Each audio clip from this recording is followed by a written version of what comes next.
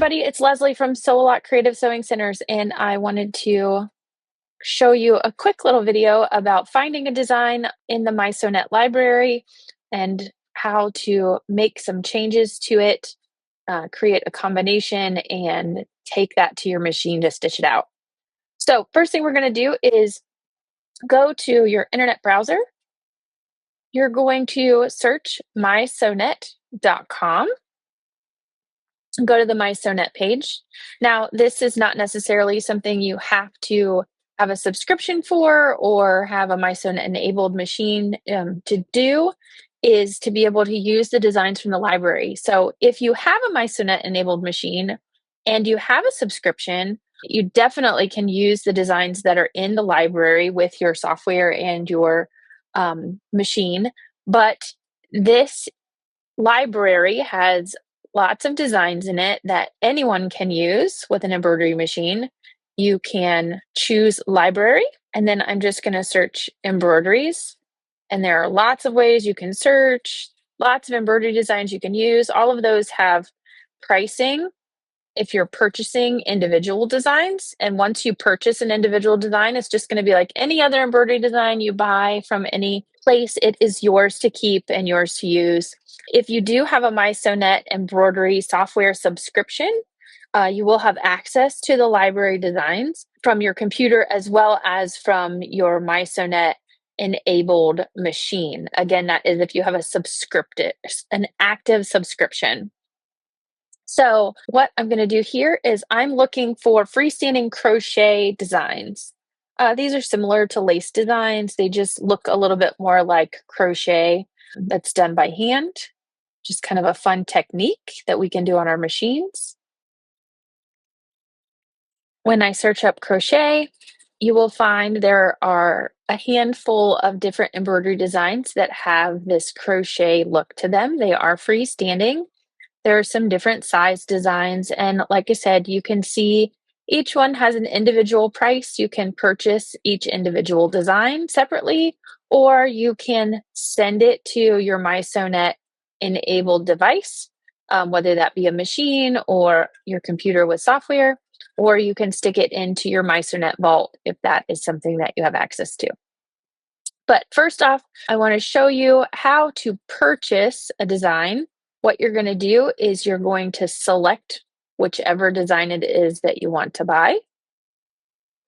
It's going to put it in your cart. You're going to come up here to your cart. And from here, you can check out. It's going to ask you what format type you would like to download this in. ES, XXX, JEF, EXP, DST, VP3, or VP4. So you can choose your format. So this can be used with other machines and other softwares. So you can download it in the format that's best for you. And then you're just going to proceed to your payment method. You're going to check out with your information and put in all your details. And then you'll be able to download those designs to your computer and use them from there. If you do have a mySewnet embroidery subscription, you can utilize these designs just by sending them to your device. And what we're going to do today is we're going to take a couple designs and put them together in the mySewnet embroidery software. So I'm going to take this crocheted starflower round and I'm going to send it. I have the option, I can send it to my machine that's working if I want to. I can send it to my computer that I'm working on. And you'll see here, it's going to open that up into a window of my hoop screen. I'm going to go back to my browser and I'm going to find a second design that I want to add with it. I'm also going to send this one to my computer, and then I'm going to minimize that browsing window. So if you have embroidery software, whether it's mySewnet or a previous version of embroidery software or another brand, what we're going to do today is we're going to use the Encore function in the mySewnet software. So you're just going to load those designs, whether you purchased them and uploaded them into your software, or if you are using them from the library subscription. You're going to go ahead and I'm going to take this smaller design and I'm just going to copy this. I'm going to minimize this window. And this is going to be my big player. I'm going to paste in that second design. Now, just like with any other design, I can edit these, can rotate them, you can move them around. I could set this up how I'd like it. But I actually want to create these little flowers all the way around my big one. So instead of placing them individually, I'm going to use the Encore function in the mySewnet software. I'm going to choose the circle, and then I'm going to choose a number of repeats. This I'm just kind of guessing on, so I'm going to choose 8 to start with and see if that fits around. And I'm going to hit preview. Once I preview it, it's going to evenly space those designs, and I can drag them and shape them into where I want them.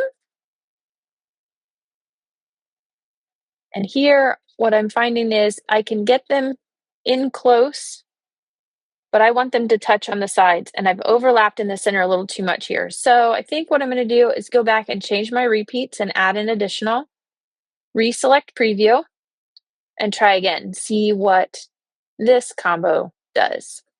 That fits much better. So now all of my flowers on the outside are touching each other and overlapping slightly. And then they're overlapping slightly with the center. That way, when this is freestanding, it'll all hold together because there's no gaps between the designs. And when we wash away that stabilizer, if there's gaps, it's going to fall apart. So once I have how I like it, I'm going to apply it. That's going to create this design as a whole. And from here, I'm going to either send this to my mySewnet cloud, to my machine that I have turned on and signed up to my mySewnet network. I can give it a name, and I can send it. And now that's been sent to my cloud. Now, if I don't have a mySewnet enabled machine, and I just want to export this, I can come to my software, and I can export that file out. Again, I can choose my file format type here. It's going to optimize for stitching. So no matter what kind of machine you have, the mySewnet software will output to your brand if you've purchased those designs, and they're yours to keep. If you're using a subscription library design, there will be an encrypted format, so that won't change there. But if you've purchased them outright, anybody can use them. And then you're just going to continue. Tell it where you want to export it to. So you can export it to a machine, you can export it to your USB drive, to your computer, however you would like to store this. And then you have your design. So I hope that this helps and gives you some ideas to play with. And I look forward to seeing all the posts of things that you do utilizing the mySewnet software, as well as some of the library designs.